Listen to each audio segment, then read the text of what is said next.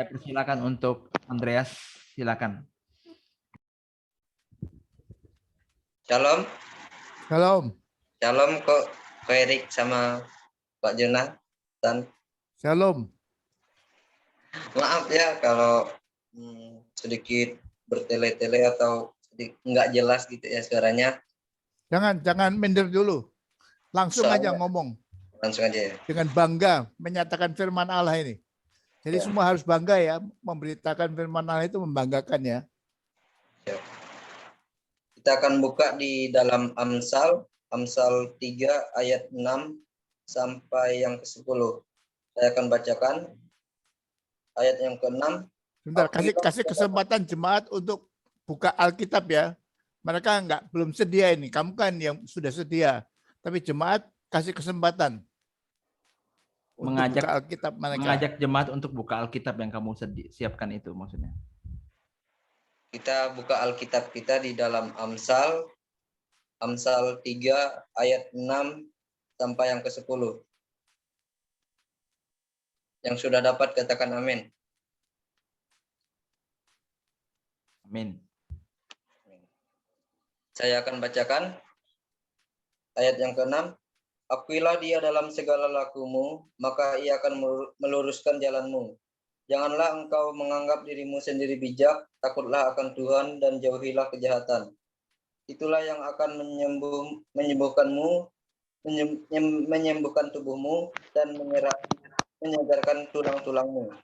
Muliakanlah Tuhan dengan hartamu dan dengan hasil pertama dari segala penghasilanmu, maka lumbung-lumbungmu akan diisi penuh sampai melimpah-limpah. Dan bejana pemerahanmu akan meluap dengan air buah anggurnya.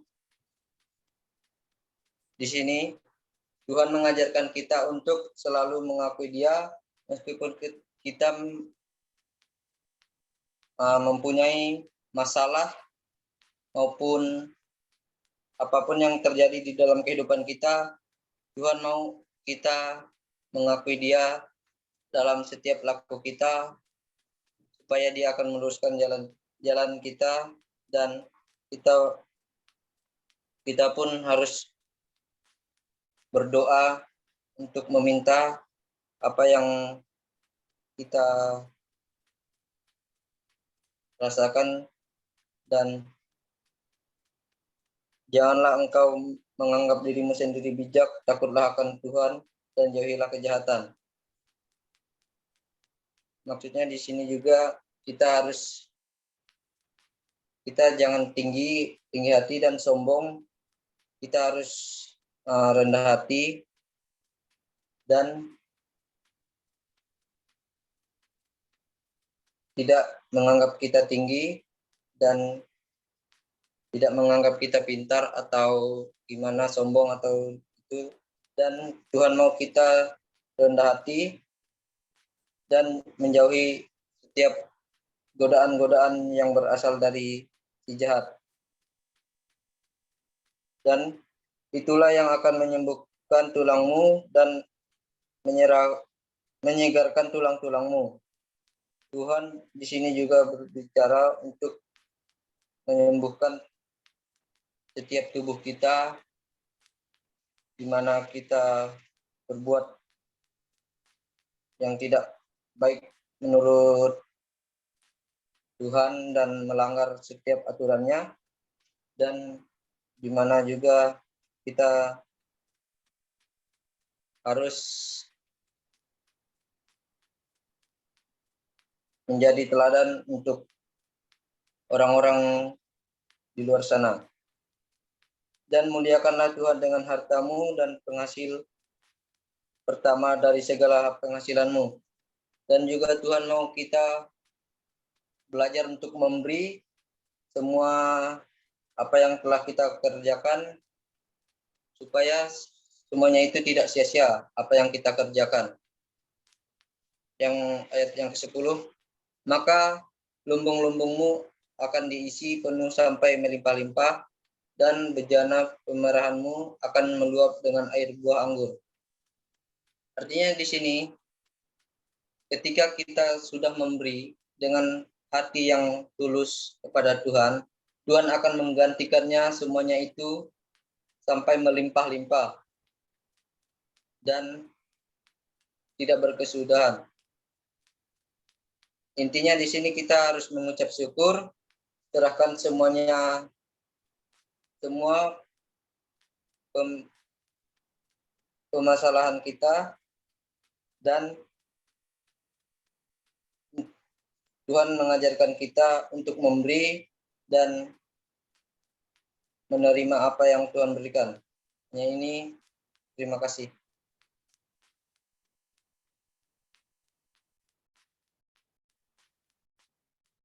Oke,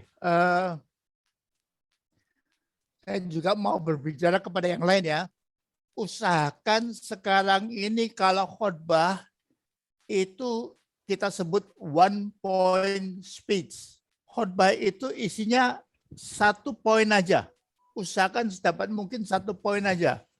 Nah, ini perikop yang dipilih oleh Andreas ini perikop yang bagus sekali. Tapi poinnya bisa banyak.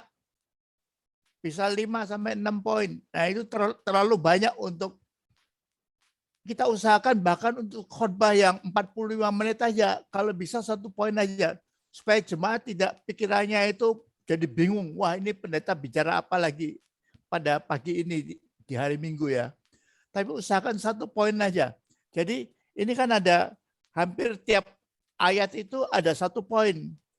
Jadi usahakan pilih salah satu aja yang luar biasa, yang menurut kamu itu, menurut Andreas itu luar biasa.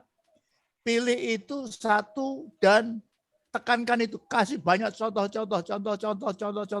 Sehingga setelah pulang, jemaat itu jelas. Oh, ini yang dibicarakan oleh Bapak Gembala atau Bapak Pendeta itu hari ini adalah ini.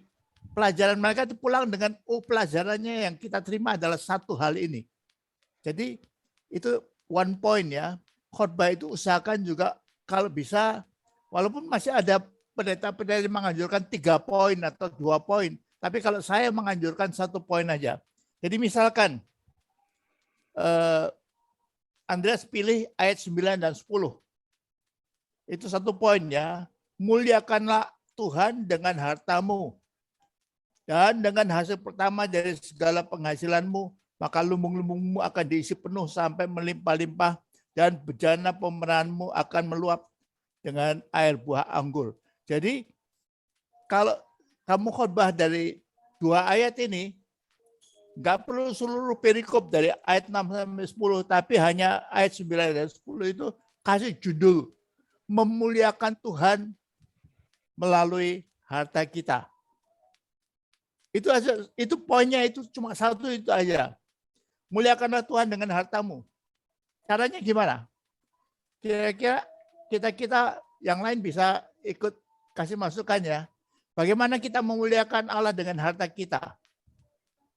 Kita gunakan untuk apa harta kita itu? Kira-kira apa, Andreas? Memuliakan Allah dengan hartamu ini? Untuk melayani Tuhan. Untuk apa? Untuk apa maksudnya? Untuk memberkati setiap jemaat-jemaat yang membutuhkan, misalnya memberikan bantuan kepada mereka dalam bentuk dana. Betul. 1. Itu contoh yang real ya. Saudara-saudara, kita bisa memuliakan Tuhan melalui harta kita dengan mendukung, menyokong, mendanai mereka yang dalam berkekurangan, terutama pada masa pandemi ini. Banyak orang-orang di PHK. Yuk, kita cari anggota jemaat kita yang di PHK, dukung dia. Kasih dana untuk makan. Misalkan 1 orang sekali makan itu, 1 porsi itu 30.000.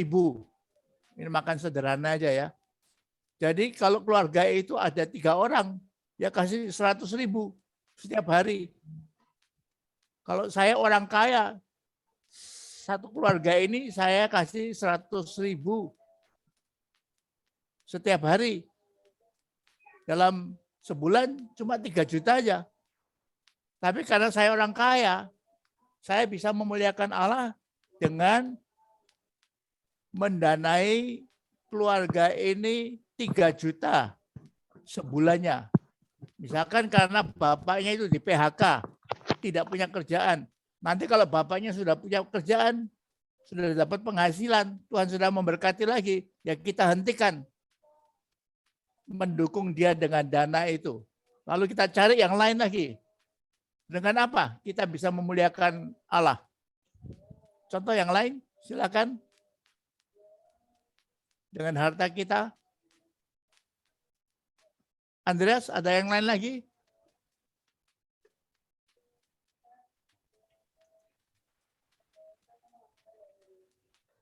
Ayo yang lain. Misalkan dengan apa? Kalian itu memuliakan Allah dengan harta kita. Silakan buka mic dan menjawab. Misalkan ini di Kalimantan kan banyak dusun yang belum punya gereja. Ayo bangunkan gereja. Kalau saya orang kaya, saya punya uang banyak, Tuhan bisa kita muliakan, saya bisa memuliakan Tuhan dengan mendirikan, dengan dana yang Tuhan berikan itu tempat-tempat ibadah. Jadi kasih contoh ini. Misalkan kita mau bangun di mana? Di Kubong atau di mana? Di Malaban.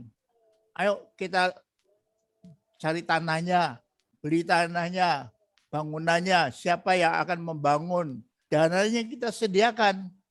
Itu memuliakan Allah dengan penghasilan, dengan kekayaan yang Tuhan berikan kepada kita. Dan jadi itu ya bisa dengan menolong orang yang miskin, 2, membangun gereja, tempat-tempat ibadah, mensekolahkan anak-anak yatim piatu.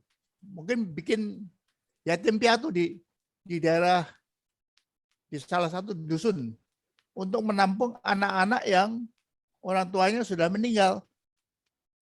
Daripada terlantar, ayo kita bikin tempat penampungan yatim piatu.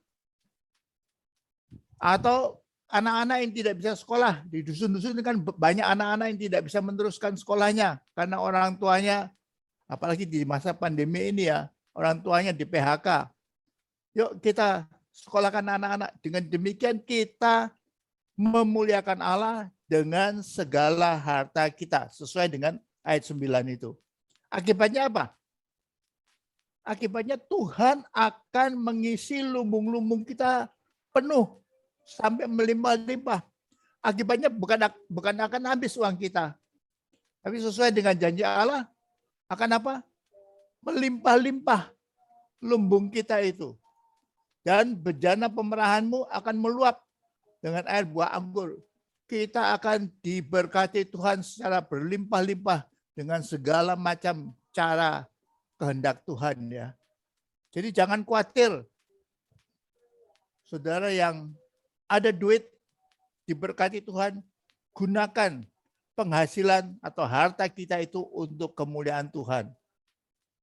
Nanti Tuhan kita akan jadi anak-anak favoritnya karena kita taat, kita bermurah hati, dan Tuhan akan lebih memberkati kita lagi dengan lumbung-lumbung kita itu sudah bangun lumbung penuh.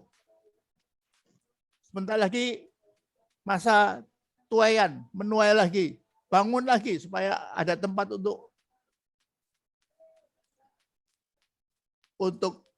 tuaian yang baru. Kita bangun lumbung lagi,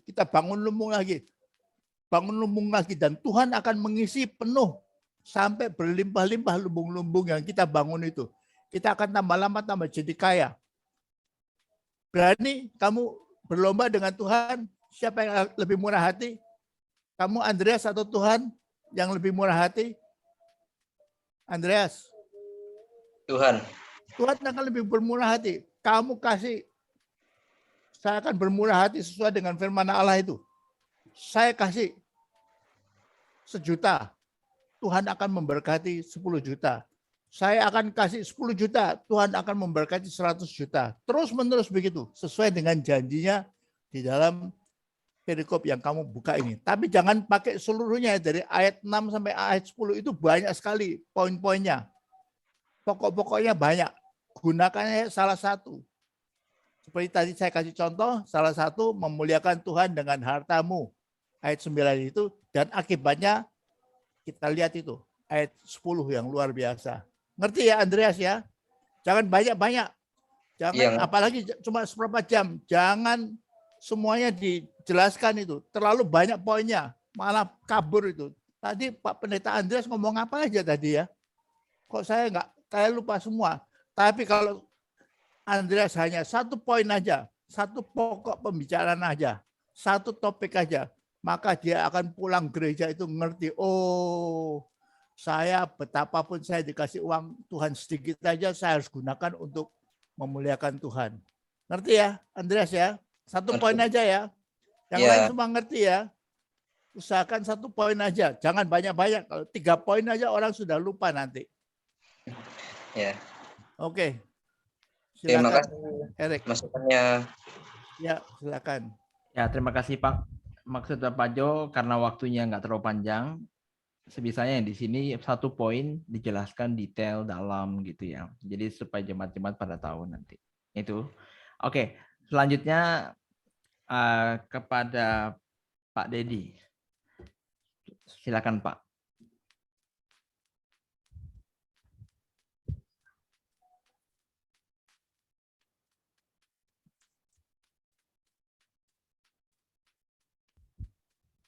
Setelah ini Sinta ya. Haleluya. Haleluya. Boleh berdoa dulu Pak ya? Boleh berdoa dulu ya? Boleh Pak. Haleluya. Bapa di dalam kerajaan surga, di dalam nama Tuhan Yesus, kembali Tuhan kami boleh datang ke hadapan hadirat-Mu.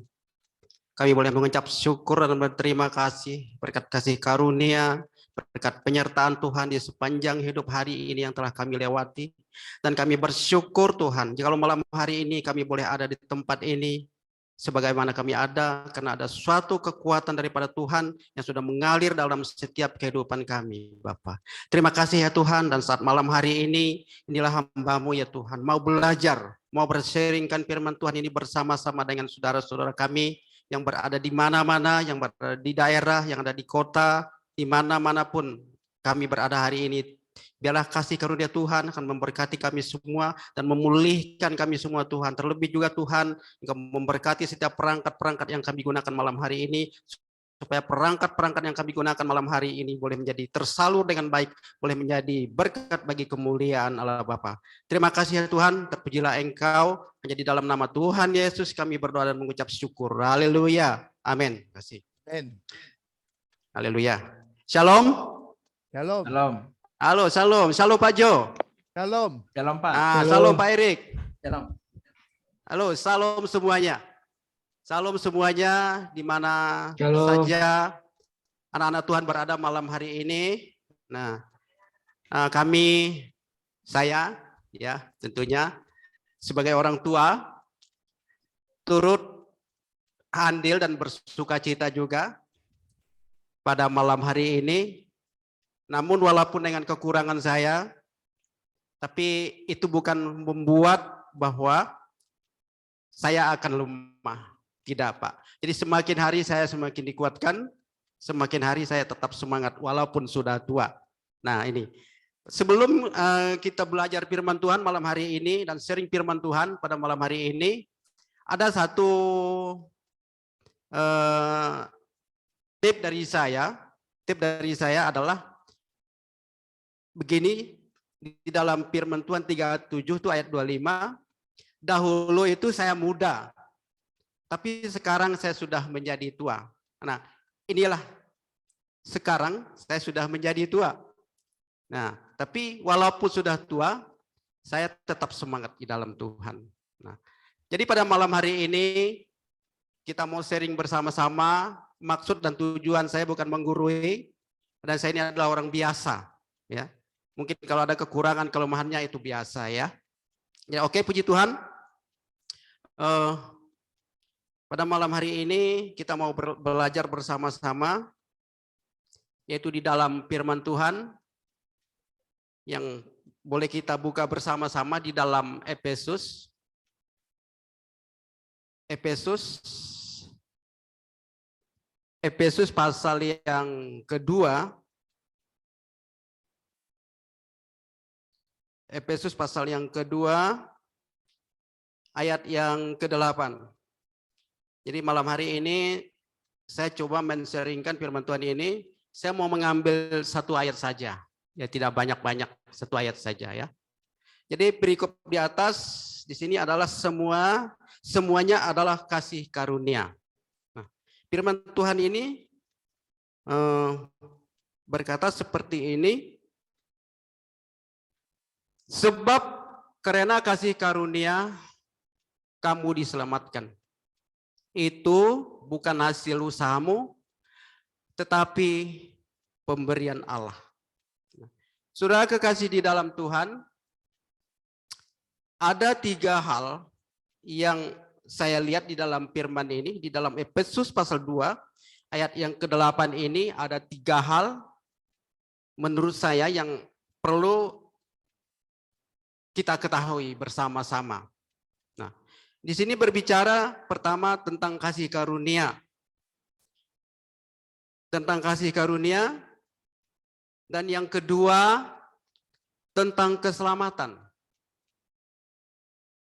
Dan yang ketiga tentang pemberian. Yaitu tentang pemberian, yaitu pemberian Allah yang Allah sudah berikan kepada kita sebagai orang percaya. Kasih karunia adalah berbicara satu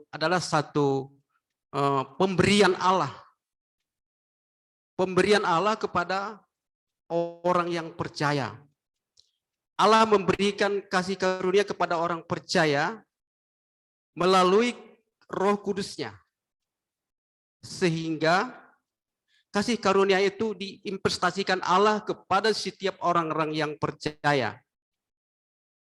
Jadi kasih karunia itu Tuhan Yesus sudah berikan dengan cuma-cuma. Ya. Tapi bukan hanya dengan cuma-cuma. Tapi kita, kalau menurut saya harus ada tindakan. Nah, kenapa ada tindakan? Karena Alkitab katakan iman itu kalau tanpa perbuatan pada hakikatnya adalah mati. Nah, jadi kasih karunia itu Tuhan sudah investasikan kepada kita, diberikan kepada kita dengan cuma-cuma melalui kuasa Roh Kudus-Nya. Nah, kalau kita lihat perikop firman Tuhan ini, kita lihat di dalam ayat ini menceritakan tentang suatu pergumulan, tentang suatu pertobatan.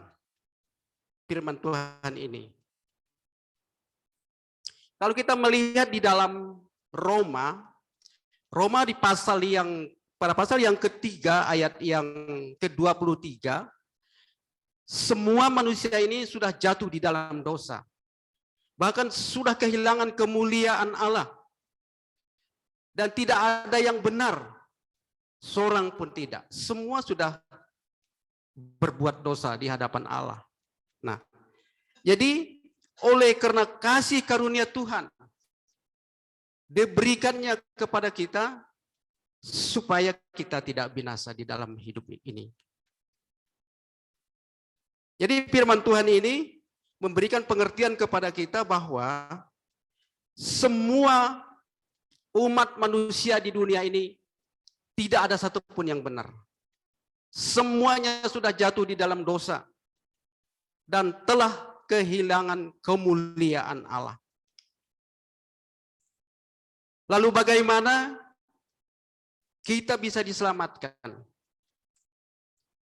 Jadi yang menyelamatkan kita orang berdosa adalah melalui Sang Juru Selamat, yaitu Yesus Kristus itu. Tuhan Yesus Kristus itu dia sudah rela turun dari tempat ketinggiannya, turun ke bumi, dia menjadi seorang manusia dan dia merelakan nyawanya untuk diberikannya kepada kita. Itu adalah satu Tuhan yang akan berikan kepada kita, yaitu adalah keselamatan.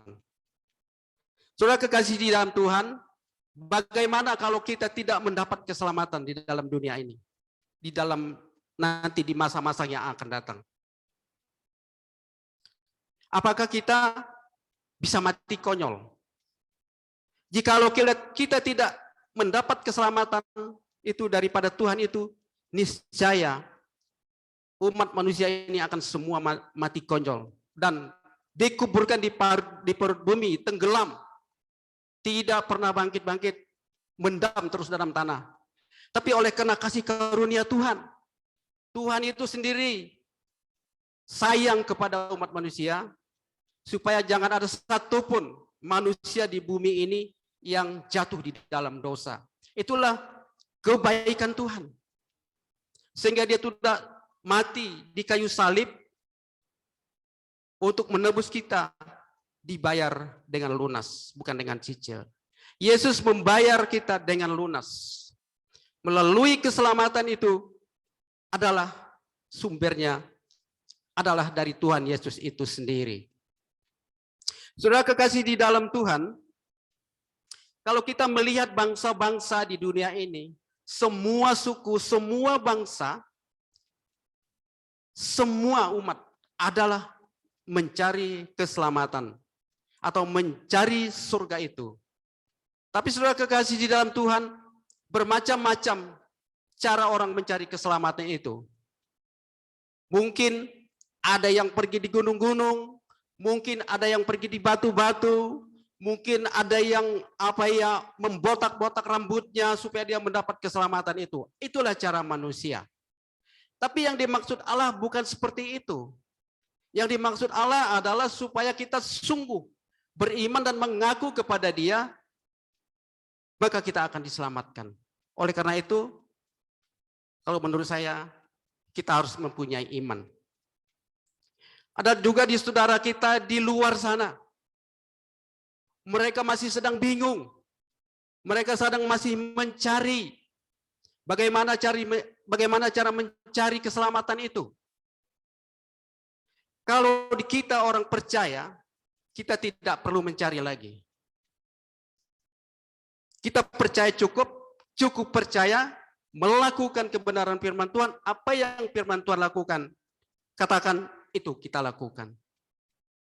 Bahkan pernah saya dengar cerita-cerita di luar sana, kalau untuk mendapatkan surga itu seperti rambut yang dibalah 7. Wow, mana mungkin? Itu tidak etis itu. Ada juga di luar sana masih mencari. Tolong tunjukkanlah kami jalan yang lurus. Yang dikatakan Siratal Mustaqim. Siratal Mustaqim itu artinya minta petunjuk di mana jalan yang lurus itu. Jadi sebagai kita orang percaya, jalan lurus itu adalah melalui Yesus Kristus. Karena Yesus berkata, karena begitu besar kasih Allah akan dunia ini, sehingga telah mengaruniakan anaknya yang tunggal, supaya setiap orang yang percaya kepadanya tidak binasa, berlainkan oleh hidup yang kekal. Tidak ada satupun yang diinginkan Tuhan manusia ini akan masuk di dalam neraka.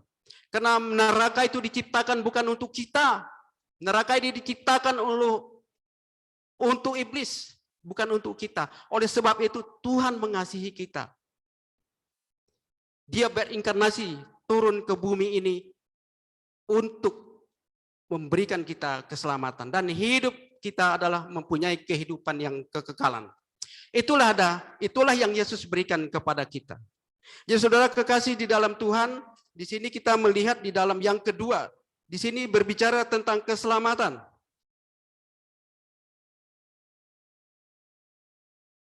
Keselamatan itu adalah perlu kita miliki di dalam hidup ini. Lalu bagaimana kalau kita nanti tidak mendapatkan keselamatan? Hari ini saudara dan saya, kita masih mempunyai waktu, mempunyai kesempatan yang Tuhan anugerahkan kepada kita, yang Tuhan berikan kepada kita berupa kesehatan. Sebab itu saya mau katakan, mari kita gunakan dengan baik-baik. Kesehatan yang Tuhan berikan kepada kita, kita gunakan baik-baik. untuk memuliakan Tuhan. Kenapa Tuhan memberikan kita keselamatan ini? Karena Tuhan menyayangi kita supaya kita jangan jatuh di dalam lembah dosa dan lumpur dosa yang sangat dalam. Jikalau kita memang tidak percaya sungguh-sungguh kepada Tuhan, maka kita akan menuju kebinasaan. Ini kalau menurut saya. Karena keselamatan itu perlu dimiliki oleh setiap bangsa, setiap suku, siapapun dia harus memiliki keselamatan. Karena di luar Yesus tidak ada keselamatan. Saya percaya keselamatan itu hanya ada di dalam Yesus Kristus. Itulah yang Tuhan berikan kepada kita. Keselamatan melalui nyawanya. Firman Tuhan katakan barang siapa yang menyayangi nyawanya, dia akan kehilangan nyawanya. Orang yang suka menyangkal. Jadi hidup ini jangan menyangkal Tuhan. Kalau kita menyayangi nyawa kita, maka kita akan kehilangan nyawanya. Itulah Tuhan menggantikan nyawa kita. Dengan nyawanya sendiri diberikan untuk kita, supaya kita mengalami suatu kehidupan yang kekal. Kehidupan kekal itu entah berapa lamanya, saya tidak tahu. Mungkin 100 tahun, mungkin 1.000.000 tahun, mungkin 1.000.000.000 tahun, saya tidak tahu. Keselamatan itu akan kita miliki selama-lamanya dan kekekalan itu akan kita miliki. Itulah keselamatan daripada Tuhan. Jadi saya mau katakan, ini menurut saya, jadi tidak ada suatu alasan bagi kita untuk tidak percaya, untuk tidak setia kepada Tuhan.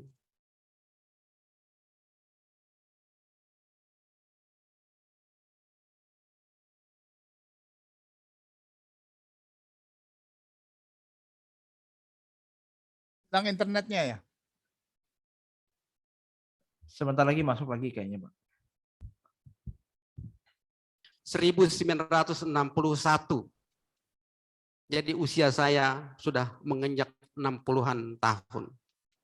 Sejak saya baru mengenal Tuhan tahun 1968. Ada sebuah misi yang datang dari Belanda. Misi itu bernama Misi Sending Basil. Itu datanglah ke daerah-daerah di seluruh Kalimantan Barat.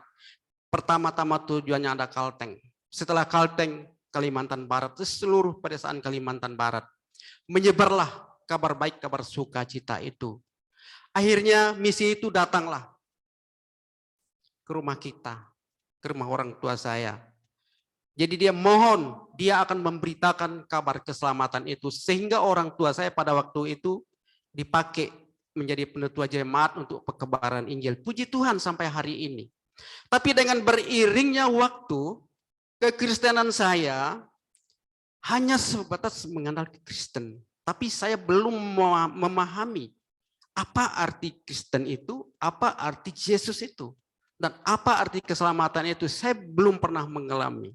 Dengan seiring waktunya, berjalan sampai 40 lebih tahun. Bukan sedikit waktu, sampai 40 tahun baru saya bisa mengenal kebenaran itu.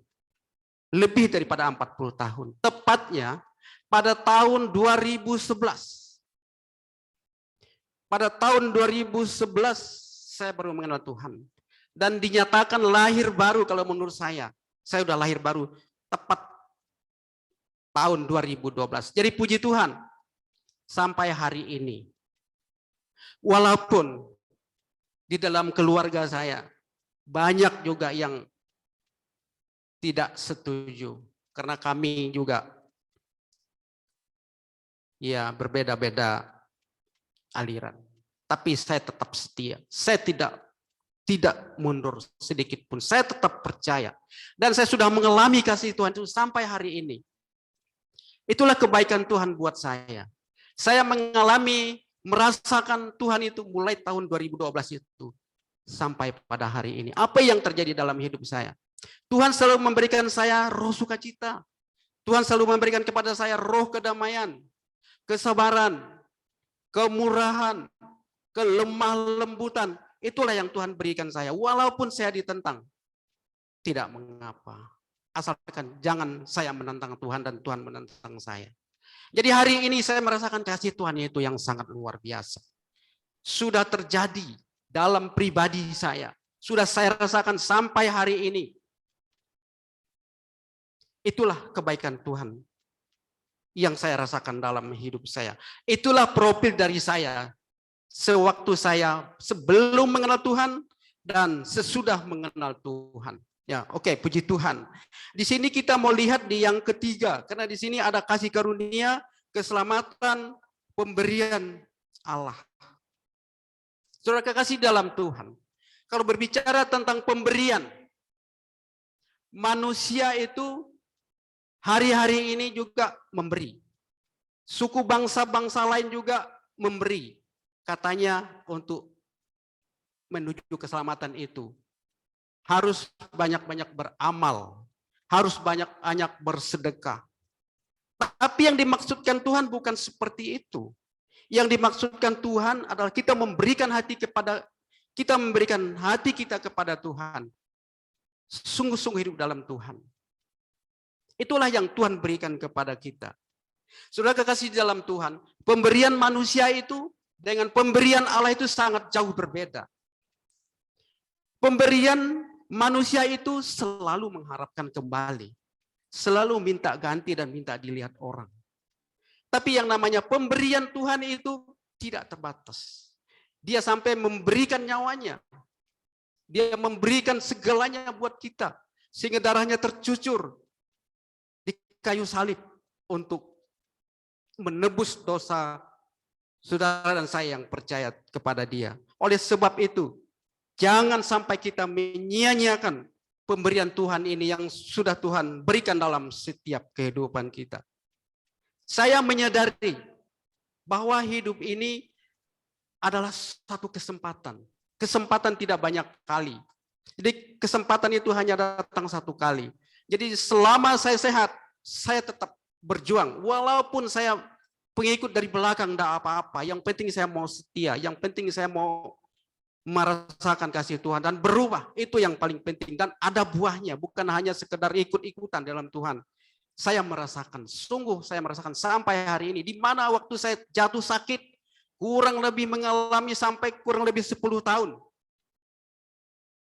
Saya pernah pergi kemana-mana. Saya pernah pergi ke dukun. Saya pernah pergi ke dokter. Nihil semua. Tapi oleh karena kebaikan Tuhan, sudah tepat waktunya. Bukan kamu yang memilih aku, kata Yohanes pasal 15 ayat 16. Akulah yang memilih kamu. Oleh karena itu saya bangga. Sebagai orang percaya, sudah dipilih Tuhan. Hari ini, Tuhan sudah memilih saya, sehingga saya sungguh-sungguh mengabdikan diri saya kepada Tuhan, walaupun dengan modal saya pas-pasan. Ya.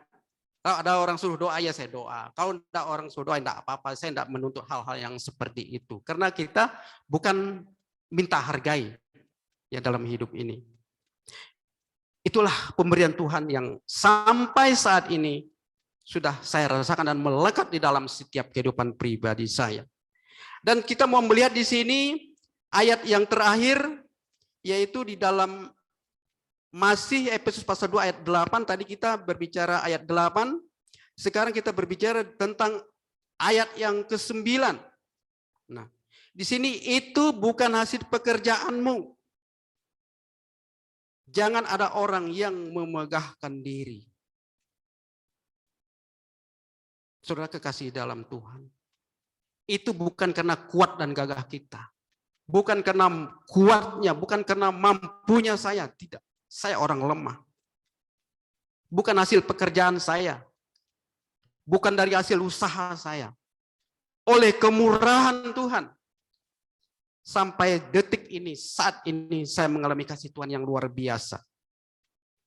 Yang selanjutnya, jangan ada orang yang memegahkan diri. Di sini kata memegahkan diri adalah berbicara tentang kesombongan. Kalau tidak saya, itu tidak selesai. Kalau tidak saya melayani situ, tidak ada jemaat. Ini ada berbicara tentang kesombongan. Dan banyak lagi tentang kesombongan manusia. Seringkali berbicara mempergunakan ayat-ayat Alkitab. Tidak tahu tempatnya, itu juga termasuk kesombongan. Itu kesombongan apa? Itu adalah suatu kesombongan rohani. Jadi mulai hari ini, saya berpikir, saya tidak sembarangan mau berbicara. Karena takut menjadi kesalahan bagi orang. Jadi saya berhati-hati, saya selalu tidak mau mempergunakan ayat-ayat untuk orang yang belum mengenal ayat. Karena apa? Ketika kita jatuh, dulu dia berbicara seperti ini, tahu-tahu sekarang dia sudah tidak lagi ke gereja tuh, orangnya kemana tuh? Nah, itulah kesombongan itu banyak.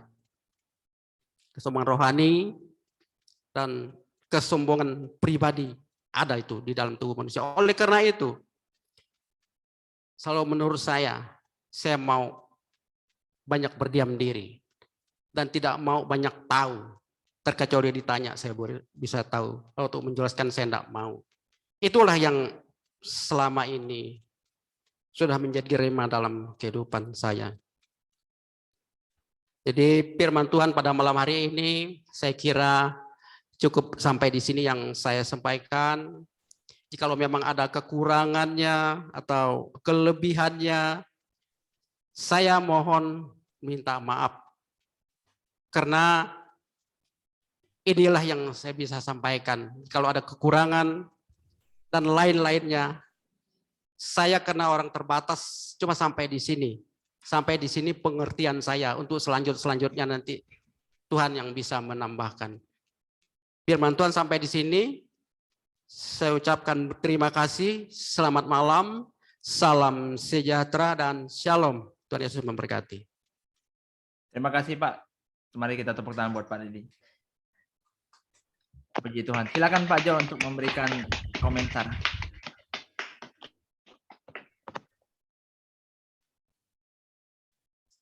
Pak Jo, suaranya masih di mute, Pak. Haleluya. Suaranya masih termute. Masih oke, sudah nyala, Pak. Ya. Silakan. Shalom Pak Dedi. Pak Dedi usianya berapa ya Pak Dedi? Saya usia 60, Pak. 60. Bulan 9 kemarin 60, Pak. Kok sudah merasa tua, Pak? Iya. Tadi mula-mula kok sudah merasa tua. Kenapa? Kok sudah merasa tua, Pak? Ya, sudah merasa tua. Oh, udah ompong, Pak. Kadang-kadang saya malu. Saya malu mau tampil di layar itu sebetulnya karena gigi saya tidak ada. Itu kendalanya. Maka saya jarang tertawa, Pak. Susah ke dokter gigi di sana susah ya? Enggak, Pak. Bikin gigi palsu? Enggak susah. Ada di mana-mana, ada di sini di Singkawang, di desa Gua Boma juga ada. Bisa datang orangnya. Enggak mahal ya?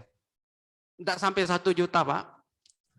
Mungkin lebih baik bikin gigi palsu, Pak, supaya tidak minder, supaya tidak merasa malu, supaya nanti supaya berani banyak ngomong, Pak. Iya. Makanya saya sekarang tampilnya itu agak di belakang-belakang gitu, Pak. Enggak, pasang gigi palsu aja. Saya sudah banyak gigi palsunya juga saya ini. Oh, iya. Jadi saya enggak minder lagi. Nah, Oke. Betul, Pak. Ternyata saya jauh lebih tua daripada Pak Dedi ya. Iya betul, Bapak lebih dari saya kali umurnya ya. Jauh. Saya 16 tahun lebih tua daripada Bapak ini. Iya, saya lebih tua kayaknya. Enggak, saya yang lebih tua. Kau wajahnya gitu, Pak. Wajah saya enggak tua. Saya 76, Pak. 16 tahun lebih tua. Ya luar biasa, Pak. Kayak Pak Jasimin juga. Gembala saya itu. Ya. Saya pengen masih hidup sampai 100 tahun. Iya, puji Tuhan. Amin, Pak. 24 tahun lagi. Orang. 24 tahun lagi pergi kemana-mana memberitakan Injil, mengajar. Saya masih pengen 24 tahun lagi. Kalau amin, Pak. Kalau Pak Sering-sering datang ke Kalimantan, Pak. Kalau Pak Dedi bisa sampai umur 100 masih 40 tahun lagi, Pak. Masih lama itu. Jika Tuhan menghendaki, Pak. Ya, dan enggak Amin. perlu merasa minder, Pak. Enggak perlu merasa Iya. tua, enggak perlu merasa minder. Iya. Musa Oke, pun Pak. sampai 120 tahun, Pak. Musa. Nanti enggak bisa bangun jongkok, Pak. Enggak, masih kuat, Pak. Masih Iya, seperti iya. anak muda itu Musa, dikatakan dalam firman Allah seperti anak muda itu. Matanya enggak buram, masih jalan. Puji Tuhan, Pak. Puji Tuhan. 40 tahun jalan kaki terus itu 40 tahun. Enggak naik kendaraan itu Musa. Jadi Iya, bisa. masih semangat, Pak. Pak Dedi semangat. Tetap semangat, Pak. Jadi Masih nyala semangatnya. jemaat kalau ada uang, ayo kita bikinkan gigi palsu untuk Pak Dedi. Supaya Pak Dedi berani ngomong kemana-mana. Nggak ada mindernya nanti kalau ngomongnya ya. Iyalah, Pak. Ya, ya. Kemarin minta dengan anak sih, tapi belum respon ya. Oh ya, ya, ya. Kalau 1 juta ya nggak mahal. Iya, gitulah kira-kiranya, Pak. Ya. Nah, Pak, saya mau tanya tadi, kok Bapak kok mengatakan kita nanti kalau udah meninggal kita dipendam, konyol. Gimana itu? Iya, kalau kita memang hidup dalam dosa, Pak, kita tidak mengenal Allah dan kita tidak bertobat, tidak lahir baru, tidak beriman kepada Tuhan Yesus, ya mati kita, pendam, tidak bisa bangun-bangun karena tidak ada yang menyelamatkan kita. Karena Yesus tidak tahu dengan kita, Pak. Kalau menurut Enggak saya begitu, gitu. Pak. Enggak begitu, Pak. Ah, Nanti semua orang, baik yang Kristen maupun yang non-Kristen, yang beriman atau tidak beriman, semuanya akan mati tubuhnya. Tubuhnya ini. Tubuhnya akan mati, tapi rohnya tidak mati. Rohnya kalau kita orang beriman, rohnya ke Firdaus bersama dengan Kristus. Sukacita Wah, gitu, di Pak, ya. Firdaus bersama dengan Kristus. Cuma orang-orang yang menolak Kristus, itu rohnya juga nggak mati. Itu masuk ke soul, dunia orang mati. Untuk nanti kalau sudah waktunya neraka dibuka, semuanya kecemplung ke dalam neraka.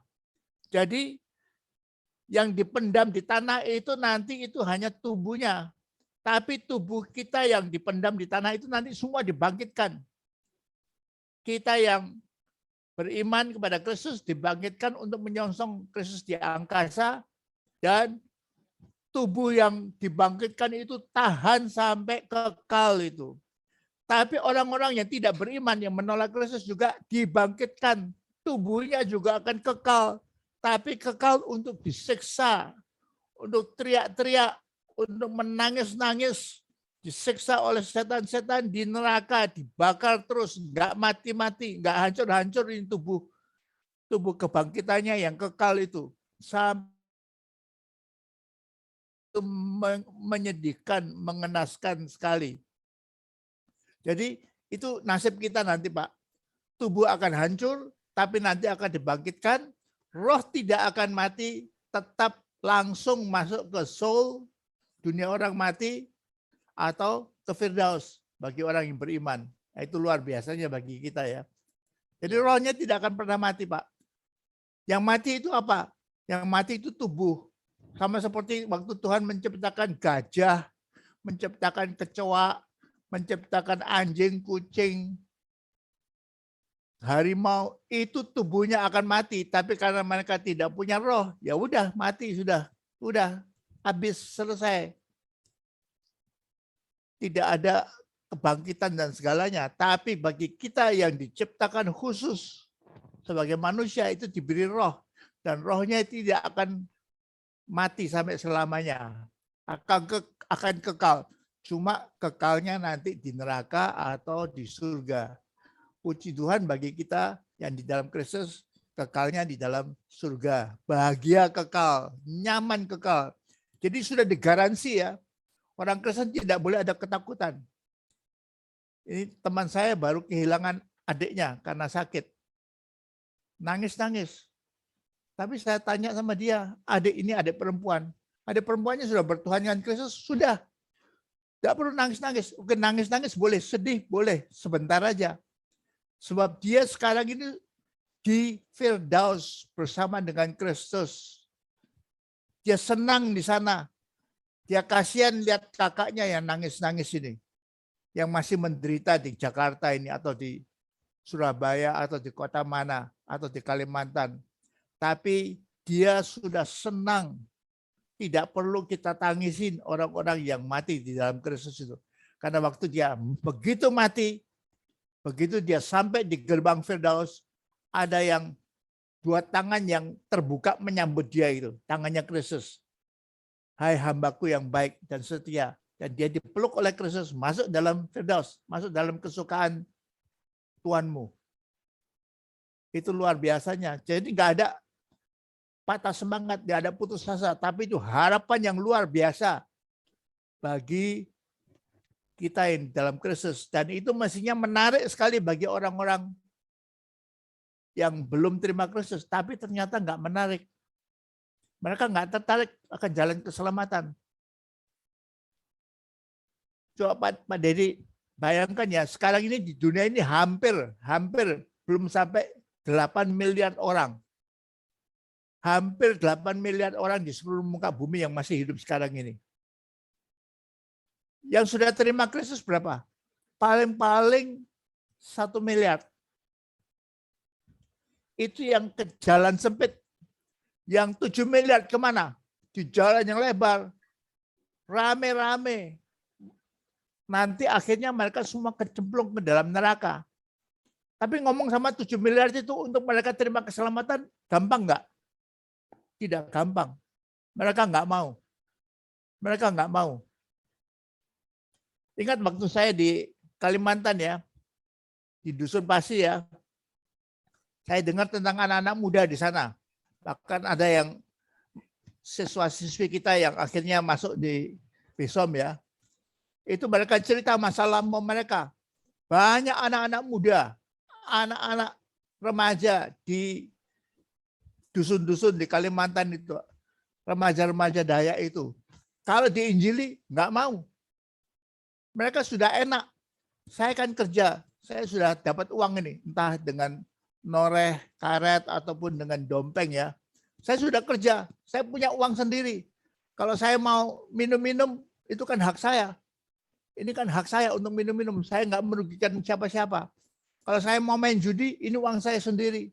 Kalau saya mau main perempuan, saya bayar. Jadi kamu orang-orang Kristen jangan coba mengganggu saya mau menikmati uang saya hasil kerja di dompeng itu untuk menikmati cewek-cewek di malam hari. Mau mereka untuk datang ke gereja? Nggak mau. Mau mereka terima Kristus? Nggak mau. Walaupun kita ajarin mereka, nanti kamu akan masuk neraka kekal loh. Kalau mati akan neraka kekal. Akan teriak-teriak kesakitan, nangis-nangis terus bermiliar tahun yang akan datang. Takut nggak mereka? Enggak.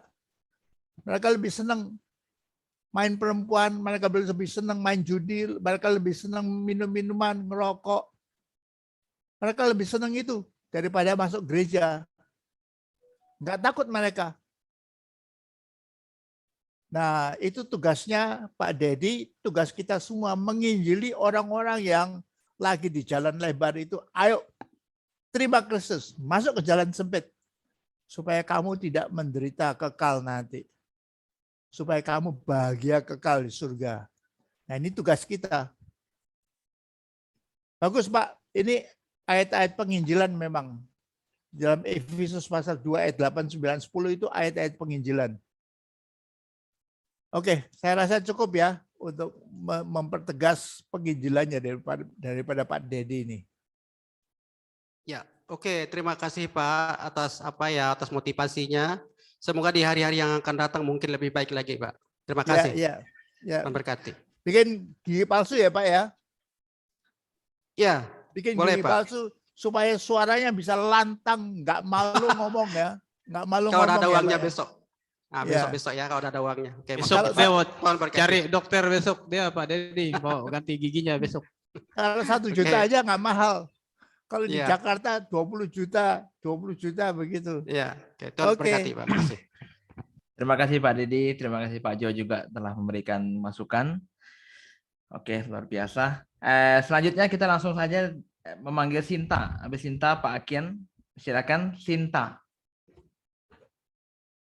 Boleh nyalakan kamera dan mic. Ya, shalom semuanya. Shalom. Hari ini kita akan belajar sedikit firman Tuhan, bagaimana seorang pemuda mempertahankan kelakuannya tetap bersih. Kita buka dalam ayat Mazmur 119 ayat 9.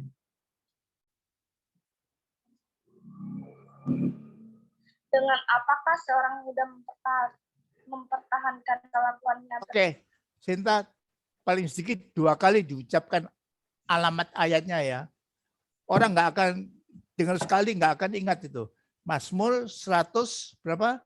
19. 119 ayat 9. Ayat berapa? 19 ayat 9. Ayat 9.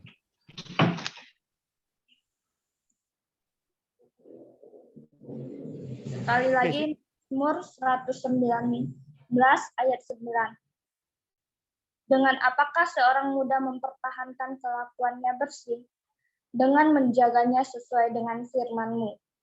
Nah, dengan menjaganya sesuai dengan firman Tuhan, dalam ayat 9b,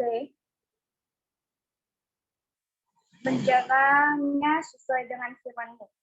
Hidup benar atau bersih di tengah-tengah kebobrokan moral zaman sekarang sangat sulit dan berat. Mengapa? Karena hidup di dunia ini tidak terlepas dari pengaruh lingkungan. Hidup di tengah-tengah masyarakat yang beraneka ragam, nilai kebenaran itu sendiri sangat relatif. Apa yang kita anggap benar belum tentu benar menurut pandangan orang lain. Dan apa yang dipandang benar oleh orang lain belum tentu benar menurut pandangan kita. Sehingga nilai kebenaran itu tidak mutlak tergantung sudut pandang seseorang. Jadi, sebagai anak muda atau anak Tuhan, haruslah kita hidup sesuai dengan firman-Nya. Jangan lagi kita menjadi serupa dengan dunia ini. Memang terkadang ketika kita melakukan kebenaran, kita akan dibenci, dihina, dibully orang-orang sekitar, orang terdekat, dan lingkungan kita. Karena kita tidak sama lagi dengan dunia ini. Makanya dunia akan membenci orang benar. Tapi ingat, itulah harga yang harus kita bayar. Saya punya kesaksian. Pertama kali saya sungguh-sungguh mengikut Tuhan dan ingin benar-benar cinta kepada Tuhan. Saya dijauhi, dikata-katai, saya munafik dan banyak hinaan datang. Tetapi saya tidak peduli itu semua karena saya tahu saya bisa melewatinya karena saya percaya Tuhan dalam saya. Kalau itu terjadi, bagaimana kita harus menyikapinya? Apa kita harus marah, dendam? Jangan, saudara. Kasihi mereka, doakan mereka, biarkan kita menjadi buku terbuka untuk dibaca orang-orang. Terutama mereka yang belum mengenal Tuhan. Itulah yang harus kita lakukan, pertahankan kelakuan yang memuliakan nama Tuhan. Biarkan orang-orang melihat, oh begini anak Tuhan. Beda ya dengan orang lain. Yang lain, kita tidak hanya hidup kudus, tidak hanya rajin beribadah, tidak hanya ikut kegiatan-kegiatan gereja. Tapi haruslah kelakuan kita menjadi berkat bagi orang lain. Mulai dari kita mengasihi sesama kita, tidak hanya lewat kata-kata, oh aku mengasihimu. Kalau dia sedang kelaparan dan kesusahan, jika kita mampu, beri ia makan untuk menunjukkan kasih kita. Terkecuali kita tidak mampu. Kita berkekurangan. Karena kalau cuma mendoakan, dia tidak akan kenyang. Tapi percaya, anak Tuhan tidak ada yang kekurangan. Amin.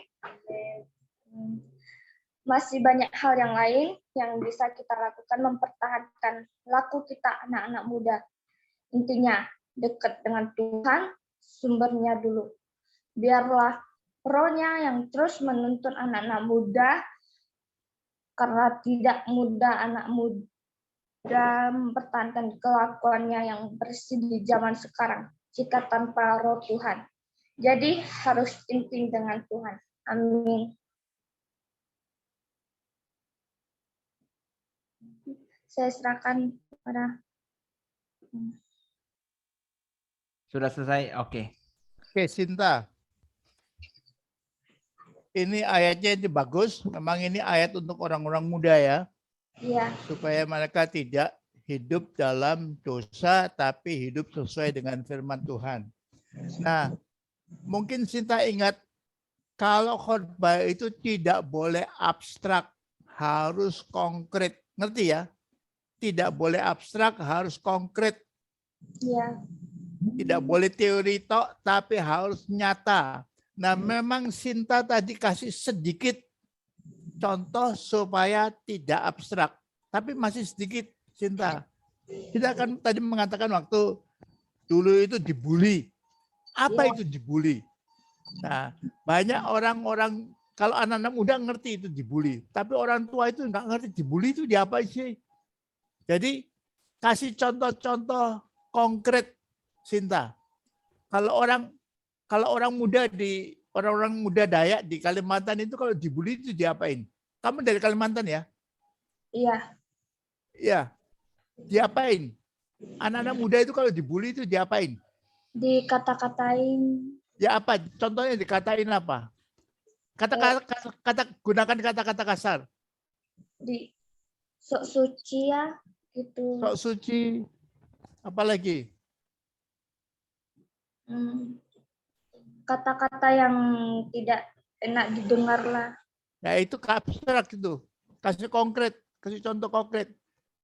Begok lu, sok suci lu, konyol lu, bodoh lu. Nah itu kata-kata yang konkret ya. Yang orang semua ngerti. Tapi kalau dibully orang nggak ngerti. Apalagi generasi tua ya. Generasi tua nggak ngerti dibully. Generasi muda tahu.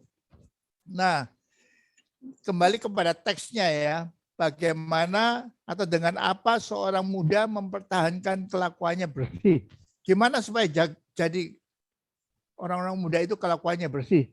Yaitu dengan menjaganya sesuai dengan firman-Mu. Nah, apa itu? Contoh, kasih contoh satu firman, kalau bisa lebih dari satu ya, 3-4 contoh bagaimana seorang muda itu bisa menjaga kelakuannya sesuai dengan firman Tuhan, firman-Mu ya. Kasih contoh satu, apa?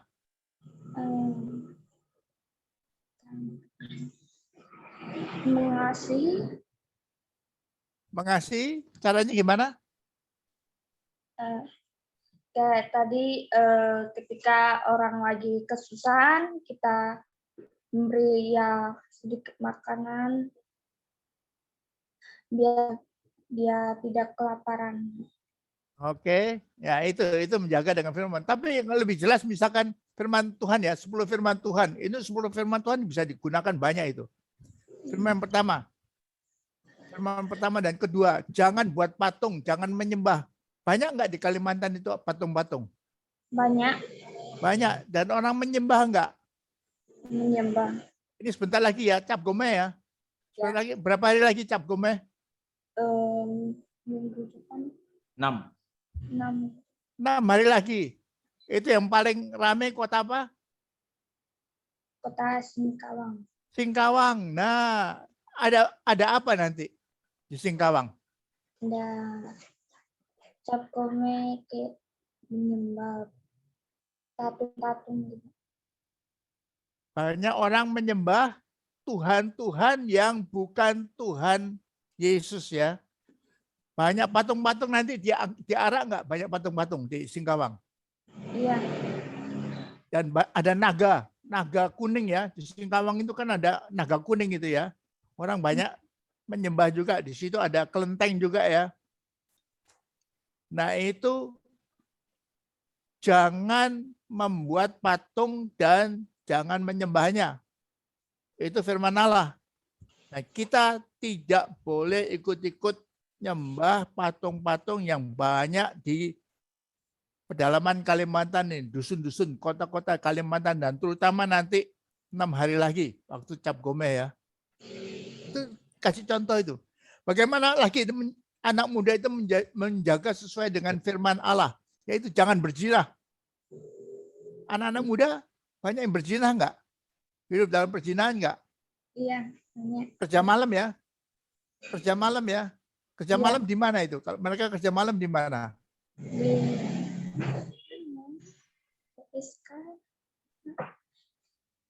Di mana, Sinta? Kurang tahu sih. Kurang tahu. Yang lain mungkin tahu. Di bar-bar ada bar-bar enggak? Banyak bar enggak di dusun-dusun itu? Atau tempat-tempat minum banyak enggak? Di kafe-kafe. Di kafe-kafe, ya. Mereka mabuk-mabukan. Dan mereka, yang lain ini laki-laki atau perempuan? Perempuan. Yang lain ini perempuan-perempuan. Kadang-kadang kalau nggak hati-hati bukan saja melayani minum-minum. Jangan mabuk. Itu firman Tuhan mengajarkan kita juga tidak boleh mabuk. Banyak yang mabuk-mabuk. Itu tidak menjaga sesuai dengan firman Allah. Dan kalau kerja malam, jadi PSK, apa kalau di sana istilahnya apa? PSK itu, PTS itu istilahnya apa kalau di Kalimantan? Ya, PSK. PSK juga. Istilahnya PSK juga, pelacur itu ya. Iya. Oke. Ayo anak muda, jaga sesuai dengan firman Allah. Jangan berzina, jangan jadi PSK, jangan menggunakan PSK. Anak-anak muda laki-laki itu jangan, walaupun kalian sudah kerja, dapat uangnya sendiri, hasil kerja dompeng, tapi jangan digunakan untuk pergi ke pelacur-pelacur. Itu menjaga, mempertahankan kelakuannya yang bersih. Dan jaga sesuai dengan firman Tuhan. Ngerti ya, Sinta? Ngerti? Kasih contoh-contoh yang ngerti ya. Iya, ngerti. Jangan gunakan kata-kata abstrak atau konsep-konsep abstrak seperti dibully. Itu masih abstrak itu. Apa itu dibully? Dibodoh-bodohin, dibego-begoin, dikonyol-konyolin, disombong-sombongin, disok suci lu. Nah, itu dibully. Ngerti ya? Contoh saya tadi contoh anak-anak muda banyak yang perempuan jadi pelacur, yang laki-laki pakai pelacur. Atau, nah ini nanti 6 hari lagi, waktu Cap Gomeh itu. Banyak yang mendewakan patung-patung. Menganggap sebagai Tuhan mereka. Jadi kasih contoh-contoh real ya, supaya konkret ya, supaya khotbahnya Sinta itu konkret ya. Buat yang lain juga ya, kasih contoh-contoh konkret. Jangan abstrak. Kalau khotbah jangan abstrak. Konkret. Itu kata utama ya. Buat khotbah saudara itu semua jadi konkret. Jangan abstrak. Oke, rasanya cukup untuk Sinta?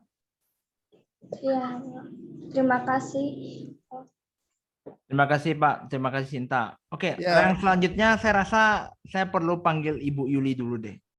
Karena ini kan ganti dari Ibu Una, jadi Ibu Yuli, habis itu baru Pak Akin, habis itu baru Pak Kano. Sepertinya sih kita lihat dari Ibu Yuli dulu.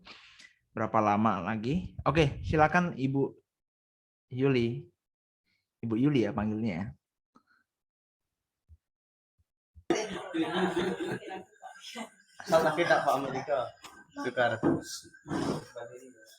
Dari Jembatan 25. Oke, silakan. Coba ngomong dulu suaranya, kita tes suaranya dulu. Shalom. Oke, jelas sekali. Oke, siap. Silakan. Selamat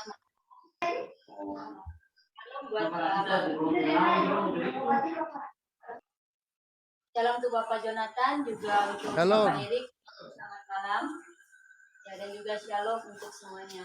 Nah, pada malam hari ini saya akan membawakan renungan singkat dengan tema Suaranya pengharapan. kerasan sedikit suaranya Yuli. Suaranya dikerasin sedikit. Atau didekatkan mikrofonnya didekatkan ke mulut gimana? Bentar, Pak ya. Mic-nya baru diambil. Sebentar. Laptop Bapak bisa dinyaringkan sedikit Pak suaranya Pak. Punya saya.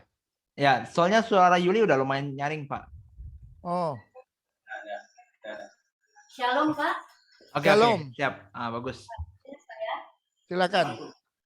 Oke.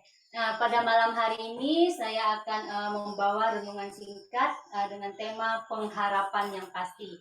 Nah, namun sebelumnya, sebelum kita membahas lebih lanjut, saya ingin menjelaskan dulu ya apa itu harapan.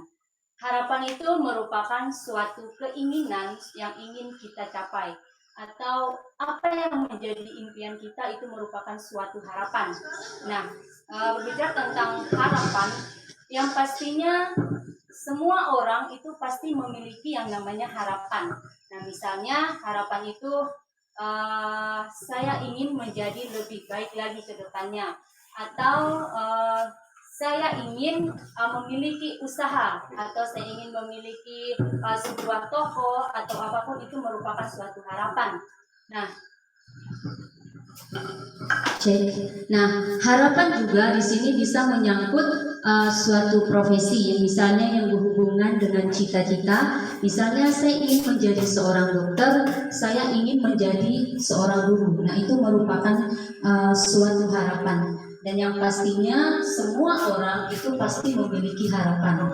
Nah, lalu harapan yang seperti apa gitu, dan harapan kepada siapa gitu.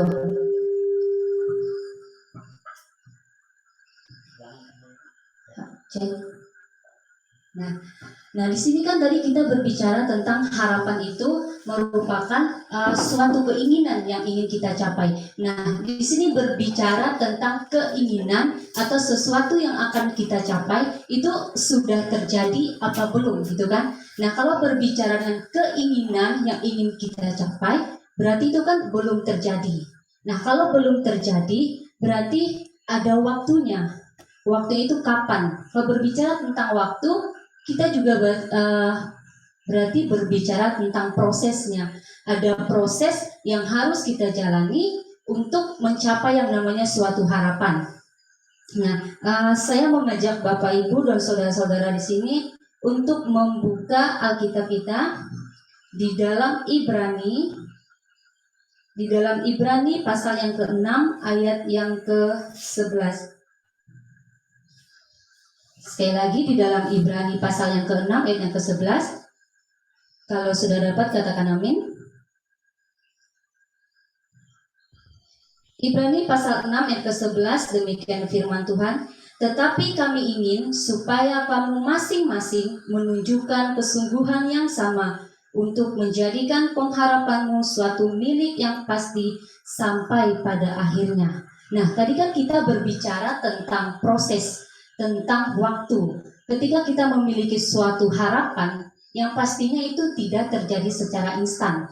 Tidak mungkin ketika saya ingin menjadi seorang dokter, atau saya ingin menjadi lulusan terbaik dalam pendidikan, itu tiba-tiba saja kita mendapatkan hal tersebut. Yang pastinya ada prosesnya.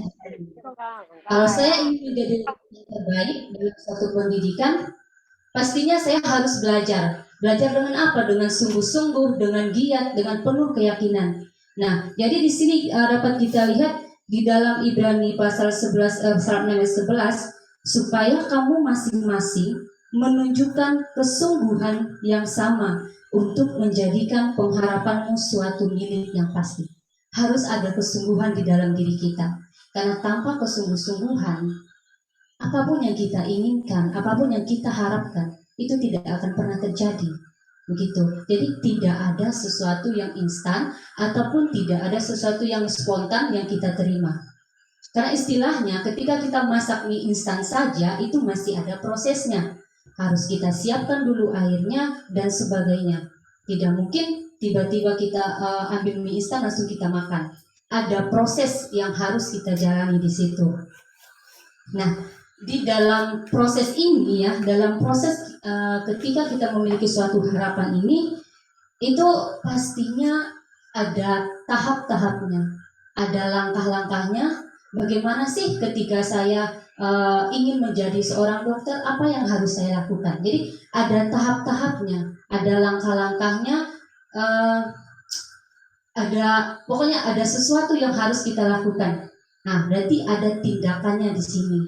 Ya kan? Ada tindakan yang harus kita jalani, ada tindakan yang harus kita ambil. Misalnya saja, ketika saya menginginkan, saya dalam pikiran saya pengen makan roti. Nah, tapi saya cuma duduk diam. Apakah saya bisa mendapatkan roti tersebut? Atau mungkin roti tiba-tiba datang di hadapan saya? Itu kan tidak mungkin. Nah, tindakan yang harus saya ambil, saya harus bergerak. Saya harus berjalan, saya harus ke warung membeli, nah baru saya mendapatkan roti. Nah, seperti itu. Nah, begitu saya mendapatkan roti tersebut, saya harus pulang ke rumah. Jadi ketika saya harus pulang ke rumah, pastinya saya harus berjalan, ya kan? Berjalan selangkah demi selangkah untuk mencapai rumah kembali. Nah, jadi di sini ketika kita mempunyai pengharapan, ketika kita menginginkan sesuatu, apapun yang kita harapkan, harus ada proses. Di dalam proses itu harus ada tindakan, ada langkah-langkahnya yang harus kita jalani. Nah, berbicara tentang proses, berbicara tentang tindakan-tindakan, seringkali kita mengalami yang namanya suatu kegagalan. Karena namanya proses itu kan bukan sesuatu yang mudah. Apapun yang kita alami, apapun yang kita inginkan, pasti ada proses-proses, ada langkah-langkahnya. Nah, di dalam proses ini terkadang kita akan menemukan yang namanya suatu kegagalan, ya, menemukan suatu kegagalan. Kita lihat saya ambil dari kisah Abraham, yaitu yang saya ambil dalam kitab Ibrani, masih di Ibrani ya, 13 sampai yang ke-15. Saya bacakan untuk Bapak Ibu. Sebab ketika Allah memberikan janjinya kepada Abraham, ia bersumpah demi dirinya sendiri, karena tidak ada orang yang lebih tinggi daripadanya. Ayat ke-14, katanya, sesungguhnya aku akan memberkati engkau berlimpah-limpah dan akan membuat engkau sangat banyak. Ayat yang ke-15 mengatakan, Abraham menanti dengan sabar, dan dengan demikian ia memperoleh apa yang dijanjikan kepadanya.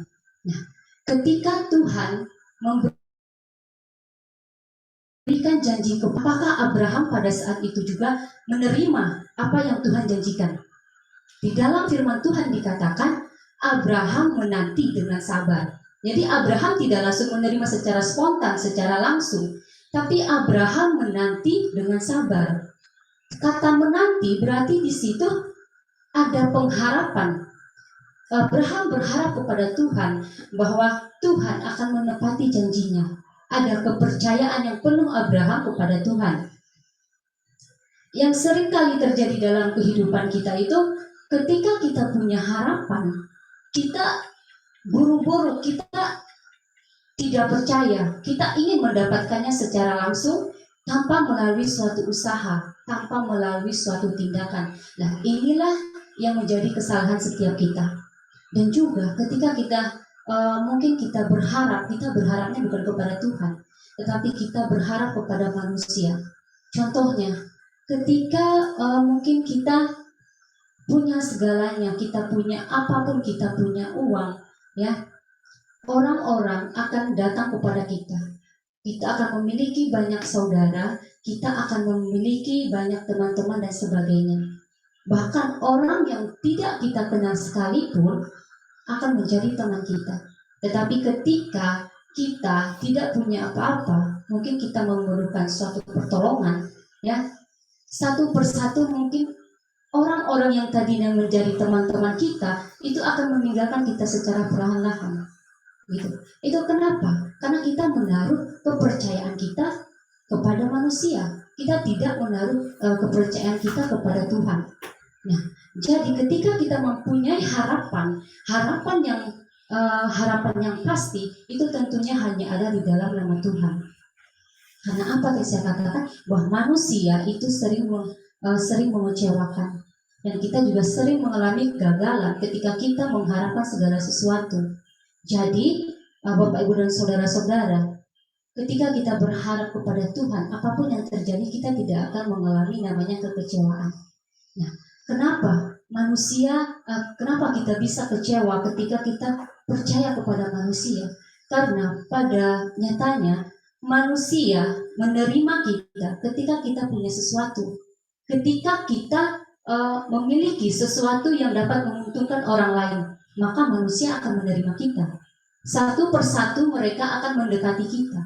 Tetapi ketika kita tidak punya apa-apa, kita mungkin bagi mereka bukan suatu keuntungan, mereka akan pergi meninggalkan kita. Nah, tetapi ketika kita percaya, ketika kita berharap kepada Tuhan, ya, Tuhan menerima kita apa adanya. Bukan kita yang memberikan keuntungan bagi Tuhan, tetapi Tuhanlah yang memberikan keuntungan bagi kita. Nah, terus yang sering kali juga kita alami di sini, ketika kita menanti suatu harapan ini, kita seringkali merasa ragu, kita seringkali merasa tidak percaya.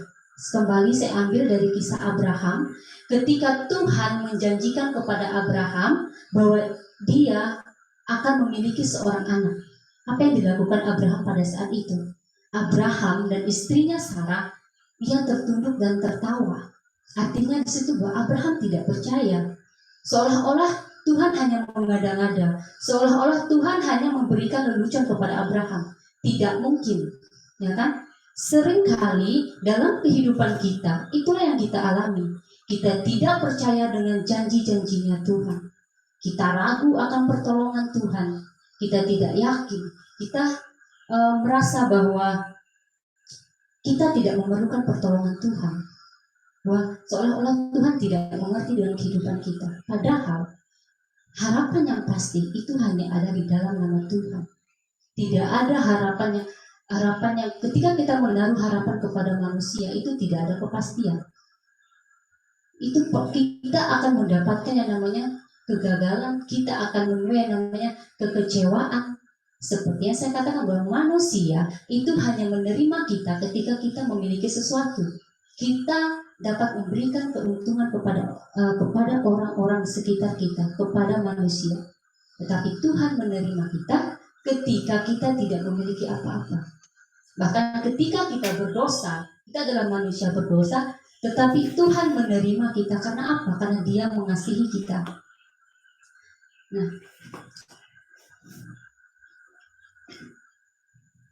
Nah, ketika kita mengharapkan segala sesuatu seperti yang saya katakan, itu harus ada tindakan, harus ada kepercayaan penuh kita kepada Tuhan. Jadi saudara-saudara yang terkasih di dalam Tuhan, kita harus memiliki pengharapan yang pasti. Harapan dan pengharapan yang pasti. Harapan itu kan tadi saya katakan suatu keinginan, apa yang kita inginkan. Nah, pengharapan ini kita berbicara tentang objeknya, kepada siapa kita berharap. Jadi sudah saya katakan bahwa pengharapan kita hanya kepada Tuhan, bukan kepada manusia. Ya.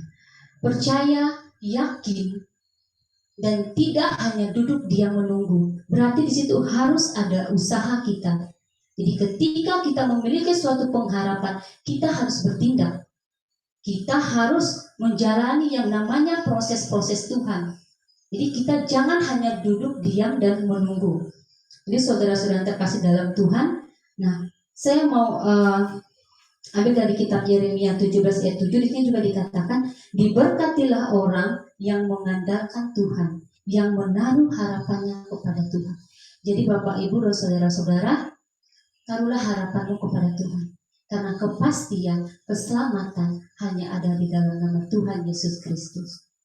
Tuhan Yesus memberkati. Terima kasih. Terima kasih Bu Yuli.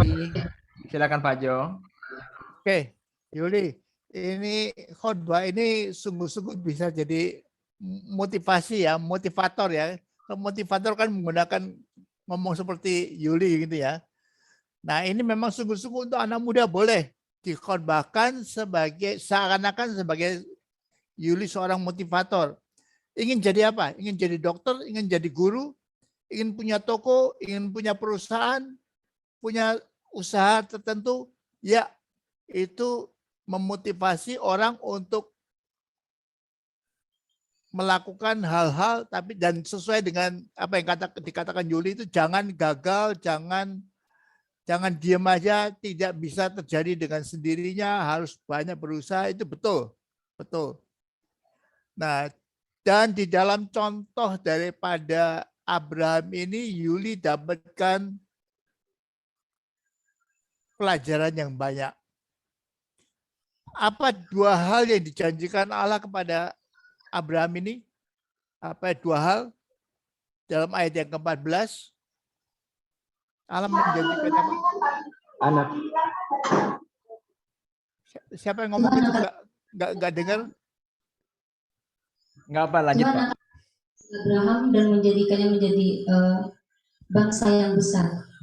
Ya, ini ya dalam ayat 14 ya. Aku akan memberkati engkau berlimpah-limpah. Itu sudah dilakukan Allah nggak? Tentunya sudah ya. Abraham orang yang kaya sekali. Dan tapi yang kedua ini akan membuat engkau sangat banyak. Ini dilakukan Allah nggak? Belum. Belum waktu itu. Karena belum, sudah tunggu berapa tahun?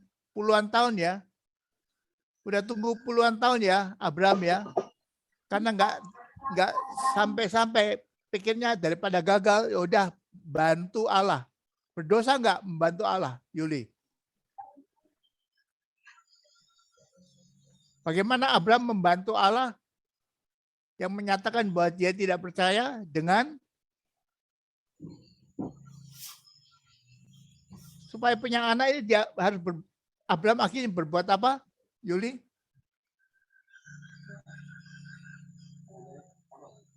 Yuli nggak ingat ceritanya Abraham. Akhirnya dia berdosa besar, berzina dengan siapa? Dengan siapa, Yuli? Suaranya kok nggak kedengaran? Sampai punya anak, namanya anaknya siapa? Anak nomor satunya namanya siapa? Ismail. Ismail. Sedangkan itu bukan anak perjanjian, tapi anak hasil selingkuh itu, hasil perzinahan itu, hasil dosa. Karena Abraham coba menolong Allah. Kenapa? Lanjut Pak, lanjut. Oke, jadi Allah berjanji akan membuat engkau sangat banyak, tapi Abraham tidak sabaran karena memang sudah puluhan tahun tunggu nggak dapat ini. Sampai jadi kakek nenek ini, Abraham dan Sarah ini. 80 tahun, 90 tahun, akhirnya tidak sabaran, Abraham berbuat dosa dengan mencoba membantu Allah, tapi melalui Hagar dan Ismail.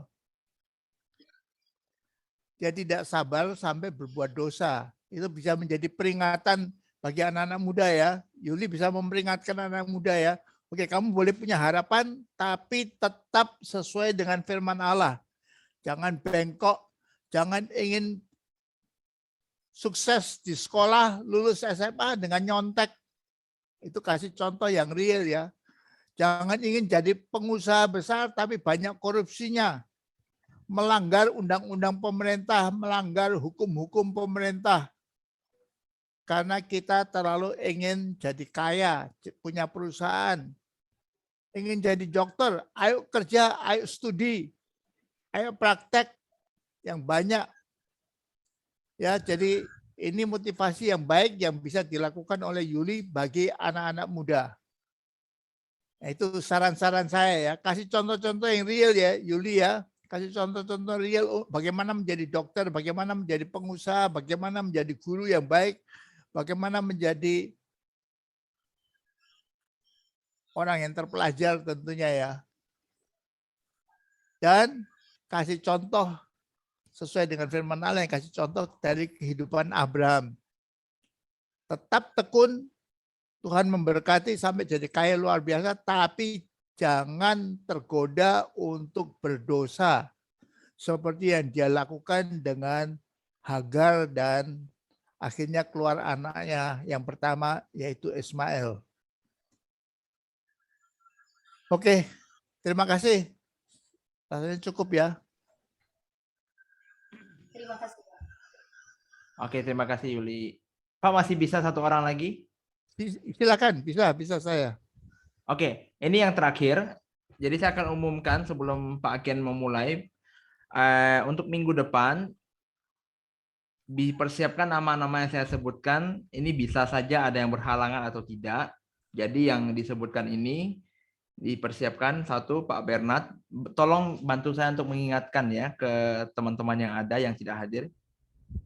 Pak Bernard, Filemon, Ibu Yuyun, Ibu Una, Mak Cece, Ibu Sucin kalau sudah keluar dari rumah sakit, Maria dari Pematang Siantar, ya. Terus ada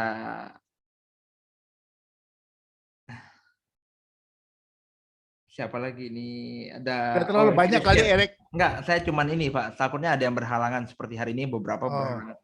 Christian dari Bekasi. Ya, sekalian juga mempersiapkan juga. 15 menit ya, 15 menit maksimal. Terus juga Rosida dari Medan. Maaf Kak, aku mau tanya, itu ayatnya dikasih atau kita yang memilih? Pilih sendiri maksudnya. Pilih sendiri. Oh, ya. Topiknya pilih sendiri, ayatnya pilih sendiri, materinya pilih sendiri juga, bebas. Ya, Pak Karno, ya, Pak Karno juga. Ya. Udah, itu yang nama-nama saya sebutkan. Silahkan dipersiapkan untuk minggu depan. Kalau yang berhalangan akan disebutkan nama yang lain juga. Silakan Pak Akian, waktu dan tempat.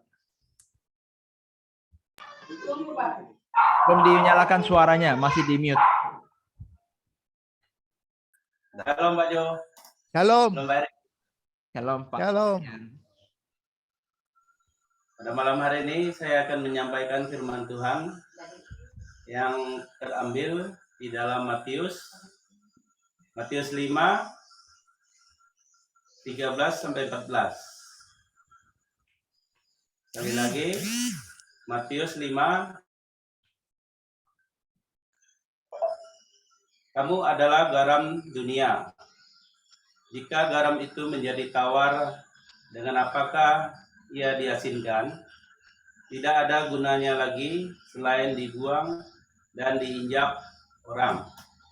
Kamu adalah terang dunia, kota yang terletak di atas gunung, tidak mungkin tersembunyi.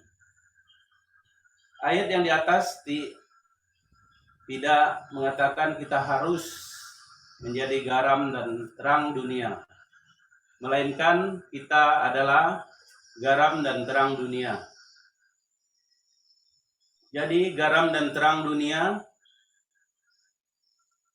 adalah identitas kita sebagai orang percaya.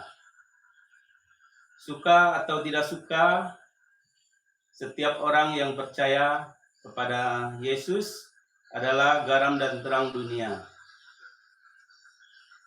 Yang artinya Tuhan telah memberikan kita potensi yang luar biasa untuk memberkati dunia ini.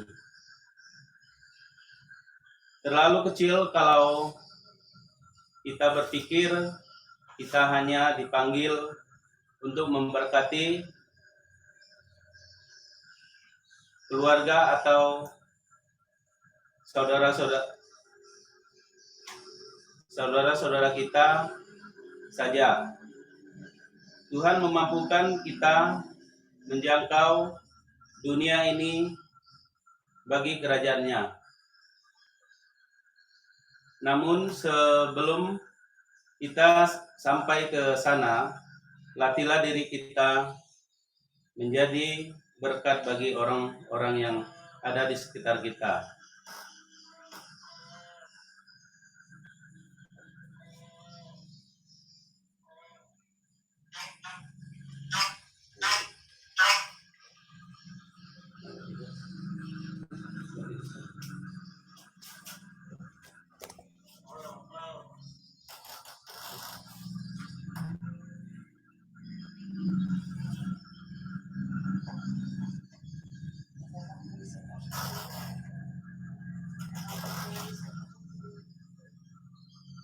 Menjadi garam dan terang dunia bukan hanya dapat dilakukan dengan cara mengkhotbahkan ayat-ayat firman Tuhan, tetapi juga dapat ditunjukkan melalui sikap atau gaya hidup yang sesuai dengan kebenaran firman Tuhan.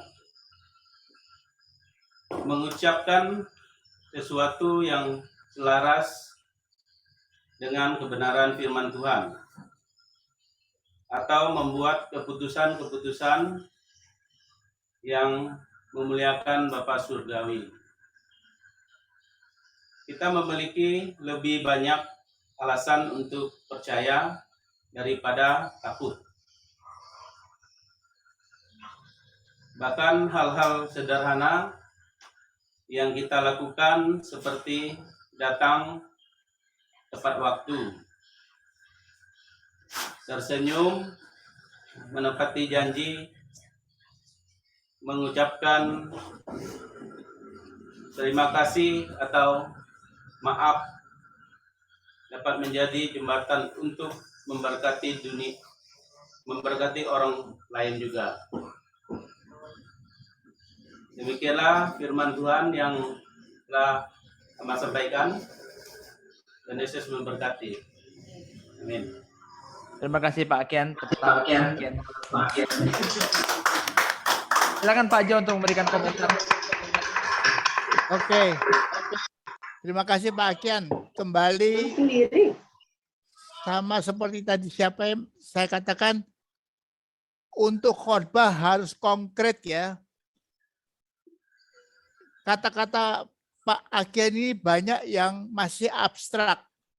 Apa itu artinya? Misalkan ya, contohnya menepati janji. Apa itu? Kasih contoh menepati janji. Jadi garam. Ya, menepati janji. Kasih contoh Pak, menepati janji. Misalkan apa? Tepat waktu, Pak. Misalkan apa Pak? Tepat waktu. Ya, apa artinya? Tepat waktu itu tetap kata abstrak ya. Tepat waktu itu artinya apa? Pinjam uang tanggal 10 pulangkan, tanggal 10 juga dipulangkan. Ya. Untuk janji tepat waktu, datang jam 9, ayo kita ketemu jam 9, jangan datang jam 10, jangan datang jam 11, itu tidak tepat waktu. Harus datang jam 9.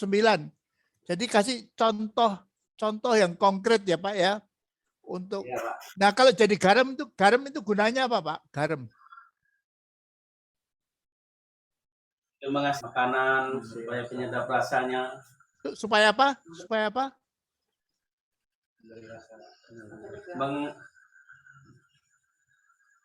Supaya asin, Pak. Supaya asin, supaya tidak apa? Supaya tidak tawar ya. Supaya tidak tawar, tidak busuk. Nah, itu dua hal yang berbeda itu Pak. Supaya tidak tawar, itu kasih rasa, supaya tidak busuk, mencegah pembusukan. Nah, kasih contoh itu. Gimana Pak Akian bisa membuat garamnya itu tidak jadi tawar. Tidak sampai busuk misalkan. Apa artinya? Jangan sampai jadi busuk. Garam kasih rasa sehingga enak rasanya. Gimana? Pak Akian untuk memberkati orang supaya jadi kehidupannya jadi nyaman, jadi enak itu. Gimana caranya?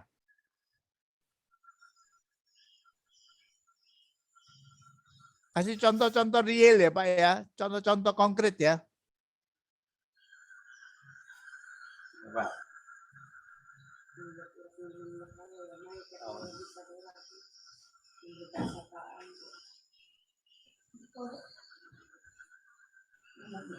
Saya. Nah, misalkan saya kasih contoh ya Pak, saya kasih contoh ya, bagaimana tidak jadi busuk ya. Kalau teman kita, tadi kita sudah bicara anak-anak muda ya, teman kita mengatakan, ayo ikut saya, kemana? Ke kafe, ngapain? Ayo kita minum-minum. Nah itu kan nanti orang itu jadi busuk. Ayo kita main perempuan, itu kan nanti anak muda itu ngajak kita untuk jadi busuk. Nah tugas kita sebagai garam untuk tidak jadi busuk. Kita mengatakan kepada teman kita, jangan John, jangan, kamu kan orang Kristen, jangan, uang kita itu untuk memberkati orang, jangan uang kita untuk beli bir dan minum-minuman keras minum-minuman beralkohol nanti kita jadi mabuk. Itu supaya kehidupan teman kita itu tidak jadi busuk. Jangan nanti kamu suka ke BTS, kamu kena penyakit, kamu kena HIV, nanti kamu mati nanti. Itu supaya kata-kata kita itu ajakan kita untuk ayo kita pergi ke, ini ada persekutuan ini, ada kelompok seli. Ayo supaya hidupnya itu jadi wangi. Hidupnya itu tidak jadi rusak, tidak jadi busuk, tapi sebaliknya jadi wangi. Supaya dia tidak kena HIV, supaya dia tidak kena gonorea, supaya dia tidak kena penyakit-penyakit kelamin. Itu usaha kita supaya kita jadi garam, tidak buat busuk. Kehidupan orang yang mau jadi busuk, karena kita sebagai garam, orangnya itu nggak jadi busuk. Ya, jadi usaha, kalau dalam usaha apa? Kalau dia mau korupsi begitu, Pak Lukas, jangan, kita orang Kristen, jangan kita korupsi yuk. Ayo kita tetap tulus, tetap lurus supaya Tuhan bisa memberkati kita. Nanti justru perusahaan Bapak ini ditinggalkan Tuhan, nanti jadi habis loh.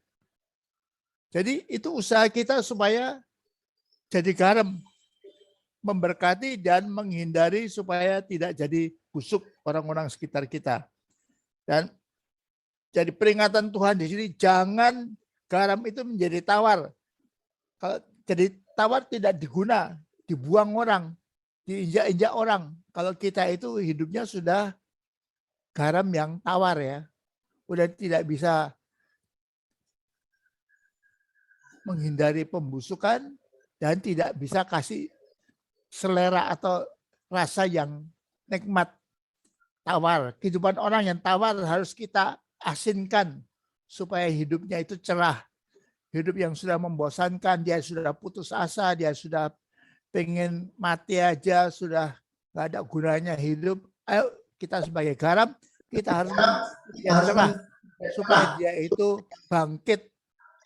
Supaya ayo kamu kerja sama saya yuk. Kalau kamu nggak ada kerjaan, kamu kerja sama saya. Kita sama-sama kerja.